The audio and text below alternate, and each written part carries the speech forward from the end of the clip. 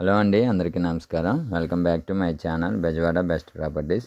ఈరోజు ఈ వీడియోలో విజయవాడ సిటీ దగ్గరలో ఉన్న ఉయ్యూరులో మీకు ఒక ఎక్సలెంట్ వెంచర్ చూపిస్తున్నాను అండి.